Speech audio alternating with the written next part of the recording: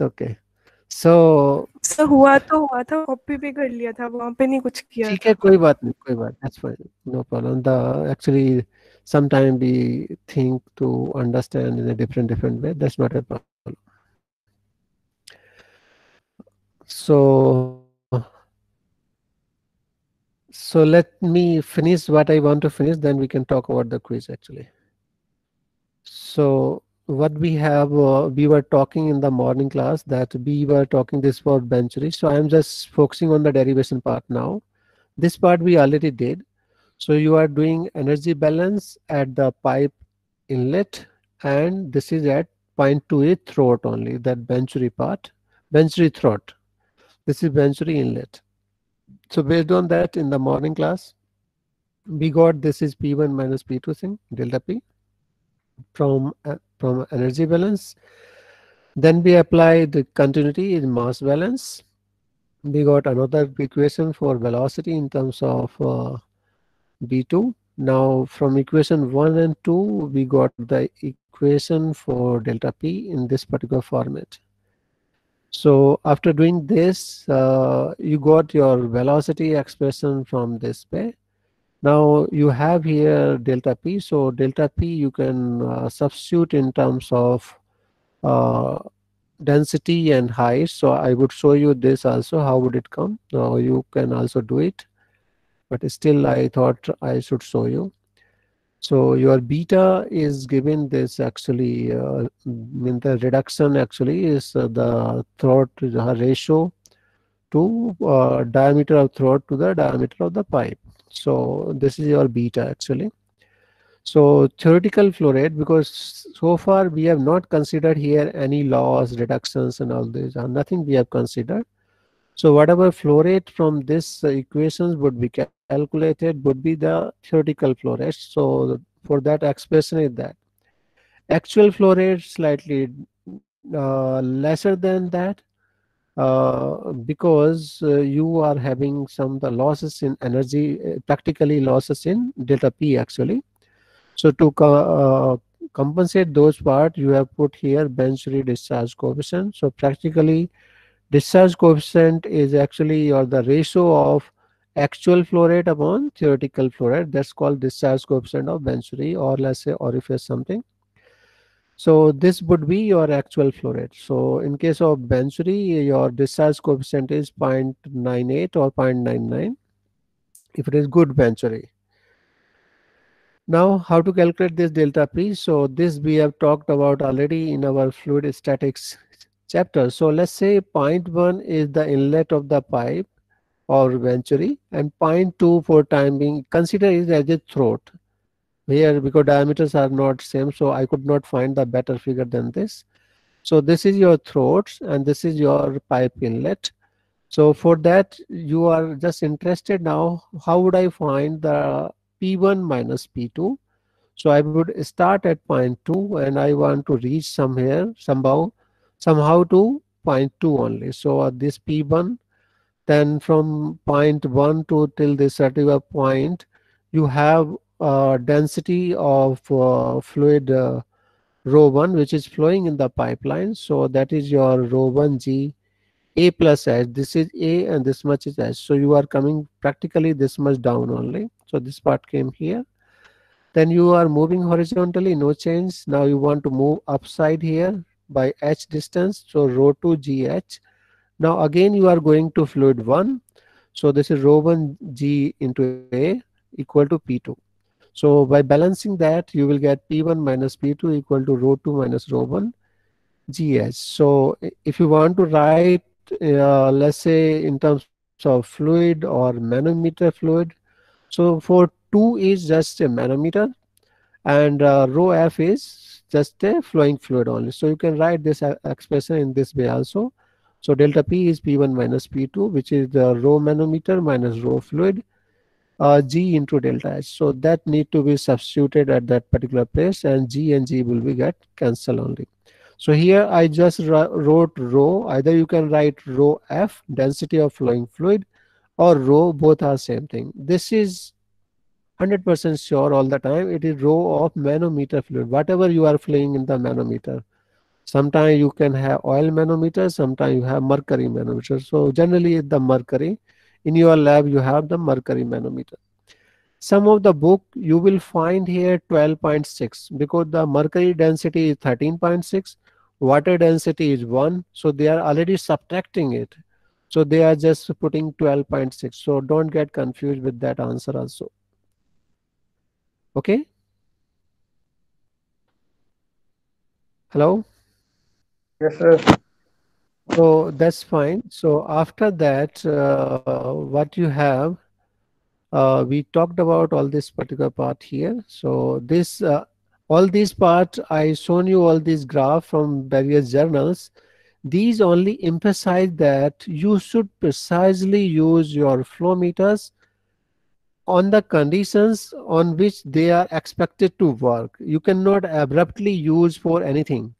So all these data we just found that whenever your Renault number greater than equal to 10,000, you are using that justified way. Let's say for orifice here, if it is 10,000 or more than that, your value is nearly 0.61. You are doing correct calculation. Same thing for venturi here. So let's say for this the case of venturi. So this is here 10,000. No, this is for the orifice. Venturi is here. So this is for venturi. If you have 10,000 here, your value is again close to 0.98. So practically for venturi is going up to 1 lakh actually. At that particular range, you are fine. Okay. No matter what your beta is.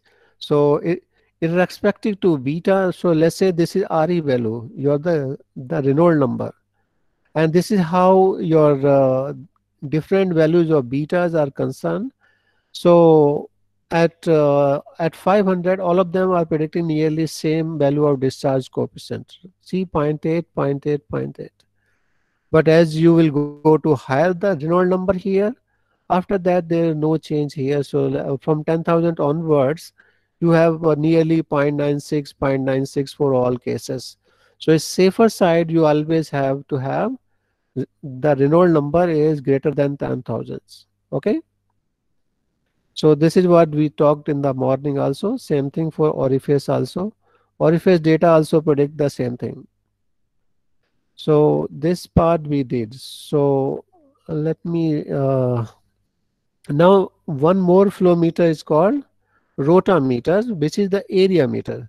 Previously, what is happening in that case? Your area of whatever constructions is there is everything is fine.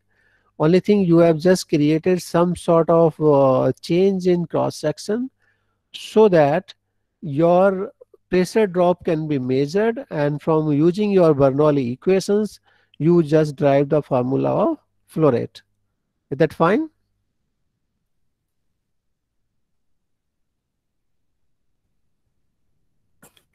Yes. Hello? Okay. Now next flow meter is the area meter. So the previous flow meters, you don't have any constraint. You can use them horizontally, vertically, inclined, no matter. You can use them in any direction actually.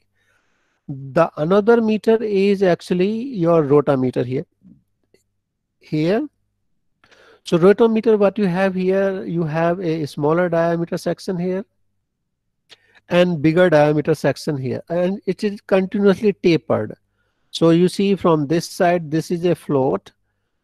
This is the opening of the this particular pipe from where the fluid will come in, and the time the fluid will try to hit it, so it will give two forces on that. Can you tell me what forces will this float actually uh, bear or feel the time the fluid will flow? Or let's say your body, once you are dipping inside the body, or let's say you jumped inside the fluid actually. Now what happened over the period of time? Initially you went down. After that, your body automatically comes up. So what your body feels, once one component it feels the buoyancy force, other component is for it feels by chance the fluid is also coming up somehow. Let's say fountain. So is fountain may you will fluid up also coming, so that will also give a shear force on the body. Other part is buoyancy. So two forces would act upside, your shear force and your buoyancy force.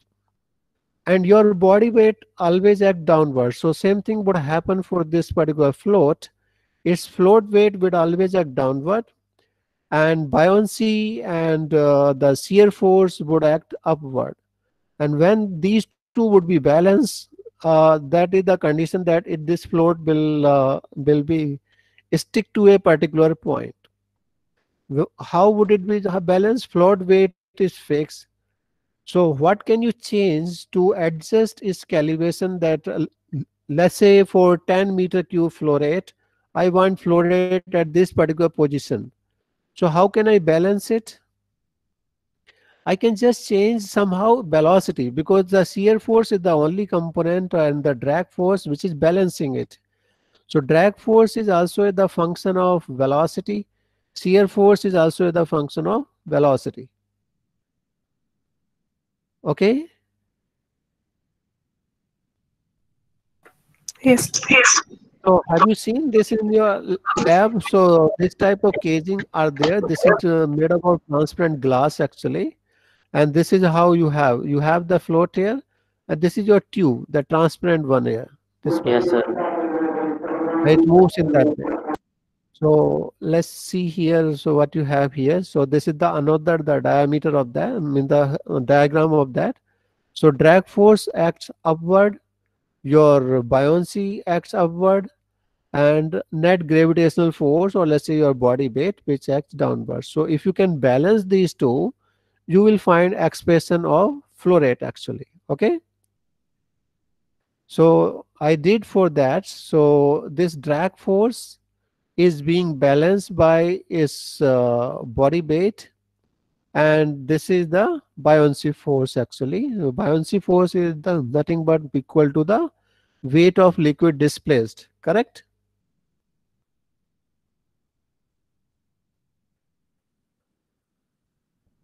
Hello.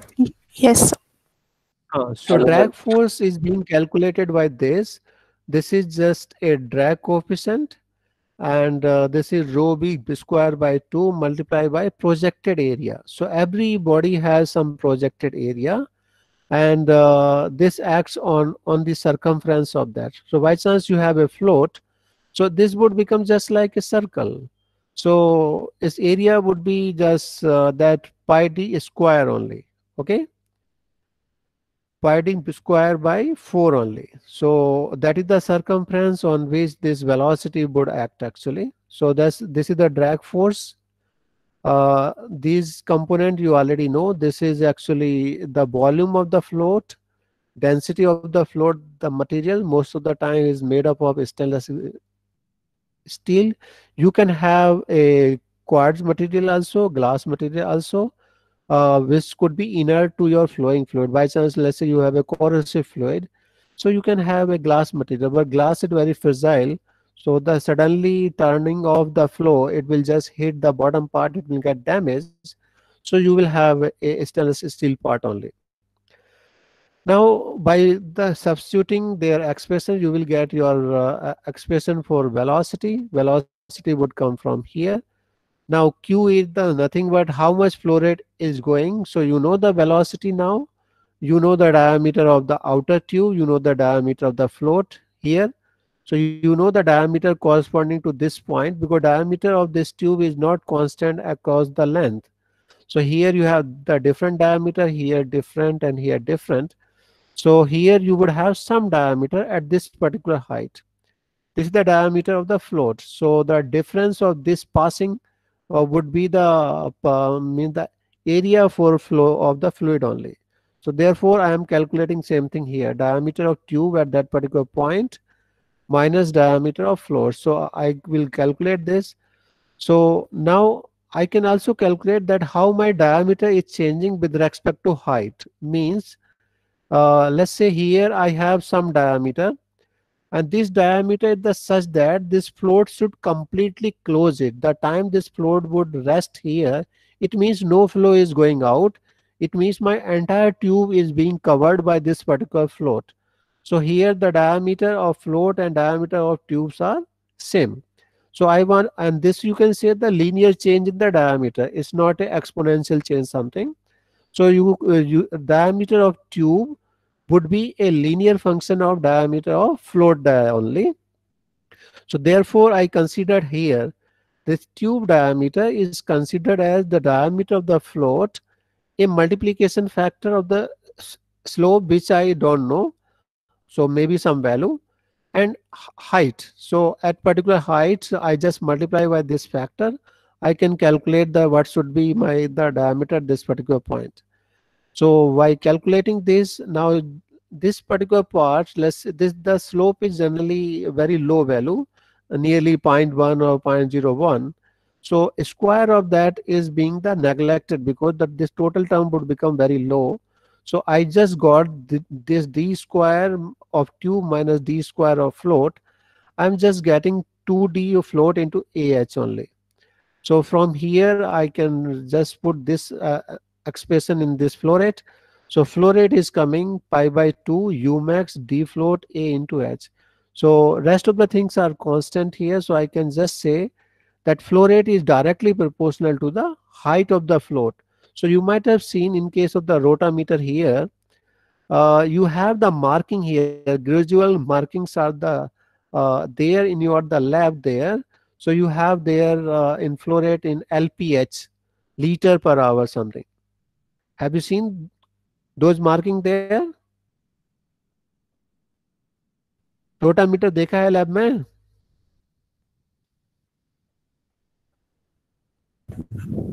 No, sir. No. So okay, so it's same thing. Only thing you have also here the marking here. So that's being calibrated in terms of height. What height is the flow rate based on this particular formula? So your Q is getting proportional to H only. Fine. And this U max, because you are talking about the maximum velocity which is fixed, d float is fixed, so everything is fixed. So Q is directly proportional to H. So the height is being calibrated in terms of flow rate. What are the constraints for this flow rate? Because you are balancing these weights, you are balancing these weights. So these can only be weighed used when you are perfectly vertical only. If you are slightly inclined, you are making error, and horizontal you cannot use in any way because float weight will act downward, drag force will act horizontal side, finally you are not balancing the forces. So the rotameter can only be used in vertical position. That is the limitation on. Okay. So next part here, this one more thing here, that once you have energy equations, this you did in alcohol in Bernoulli practical also when I explained to you. We already explained Bernoulli expression, then kinetic energy correction factors, etc. So this is total energy of the flowing fluid.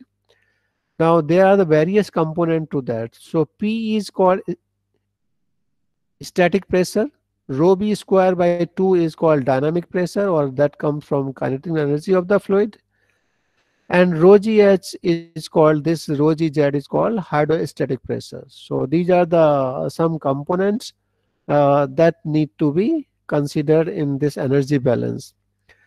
Now let's say what happens when you have a sudden change in direction actually. So let's say this one, the another meter I am talking about, a insertion meter or flow meter. So what will happen here? Here a fluid is coming in this side. Okay. So it have energy, three energy component. One is your pressure, one is your velocity component, one is your z components. All these are coming, getting in at a point A, or let's say this point at this particular point. So here you will have all these energy. So if you will just put a cut here, put a manometer here, what will happen? Your fluid will go up. How much would it go up? That how much equivalent to your pressure. So static pressure कितना था ये वाला? It's just P. So this P upon rho g, that much height would be of this particular height. ये जो height रहेगा ना, this much. This height would be just P upon rho g only. Fine. Hello? Yes. Yes. Now, once this is bent inside, what will happen to this side? Because this side, after that, there are no passage of the fluid. Fluid has come to the rest now, because here it has some velocity. It is coming in. After that, it is coming to rest. So rest means it will have now a stagnant pressure. The fluid is now stagnant. Therefore, this particular point is being treated as the stagnant point. Stagnant point means the where the velocity of the fluid has become equal to zero. That's called stagnant point only. What happened here, the whatever velocity component you have, that your dynamic pressure, so dynamic pressure kitna hai? This rho v square upon 2g in terms of height. If you want to if you want to calculate in terms of height, so this would become v square upon 2g in terms of height. So that is your dynamic pressure. This is only because of the motion of the fluid. The time fluid will come into the rest, your dynamic pressure would also be converted into the static pressure actually. Okay, so that much would be the extra height of the fluid, which would be go up at this particular point. So this particular point, the pressure is more than this particular point. How much more? That v square upon 2g part only. Okay. Yes, sir. Now, can we apply our energy equation at this is, let's say, point 1 and point 2, the same thing, same energy equation which we applied to drive the formula for in terms of venturi. Same thing can be used at this particular point. You have P1 upon rho g plus B1 square upon 2g plus Z1 is point 1 equal to your P2 upon rho g plus B2 square upon rho upon 2g 2G. plus Z2. What about the Z1, Z2 here at these 2 points, Potential energy. point O and point S? What about Z1, Z2? Equal. They are equal, so Z1, Z2 will get cancelled. P1, you already know that the some pressure, let's say P naught. Okay. P2, you already know that the some pressure is PS. How would you calculate? That is the different part. So you have P naught, you have PS. Fine. What about V1? So V1 have some velocity. From here the fluid is coming in. What about B2 here at point 2? What would be the velocity at point 2?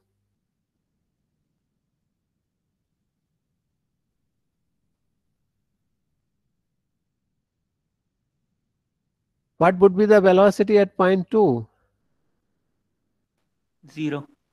0, because it is the stagnant point. Here fluid is not moving. So V2 is 0. So you will get expression for V1. V1 would be 2 delta P upon rho only. Is that fine?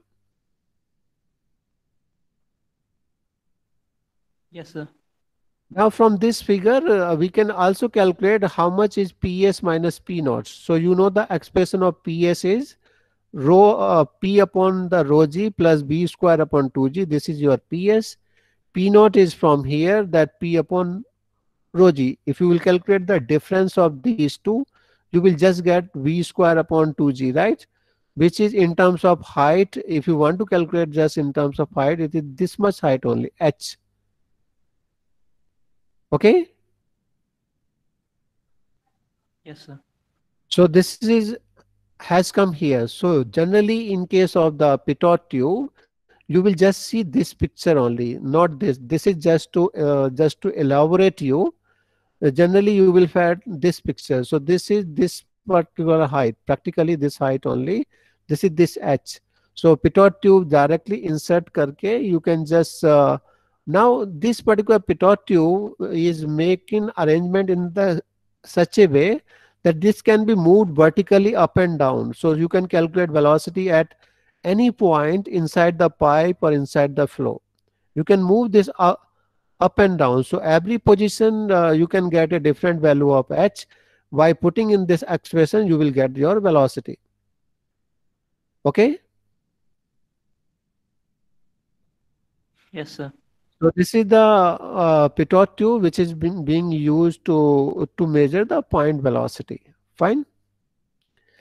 Uh, th- uh, this is how it the look like here. So this is very a fine hole, just 1 millimeter or less than that. It's not a very big hole actually.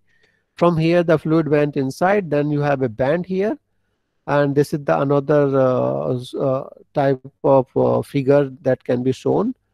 Same thing actually there. So this practical also we have in our the lab actually. So whenever you will come, you can see it. So this is one of the another example here, just to show this the derivation here. So you are the writing at point 1. This is at point 2. So if you will just calculate here, this will calculate. Finally, you will get expression of B1 would be this only. So this is all about of your complete fluid kinematics. I tried my best, whatever best I can explain. So what is pilot tube? It's not pilot, it is pitot tube. This the name of this flow meter is called pitot tube. Insertion flow meter. In that you have a pitot tube. This figure what I have shown you, that you have this way, then it moves in this way vertically upward. Just practically you can say a L tube. L is actually the 90-degree band, but it is not a 90-degree band. It is a perfect curvature actually, so that you should not have any abrupt change in the direction of flow. Your energy should not become should not go as a loss actually due to abrupt change in the direction. So you slowly contouring it, giving a curve, so that you can get your the energy should remain conserved. So the name of this particular tube is called pitot tube only.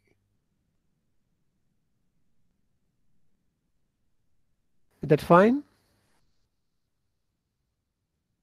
Yes, sir. So now we can talk the something about quiz. If you want to say something practically in quiz, Excuse me, sir. I covered. Yeah, sir बोलो. Pitot tube का use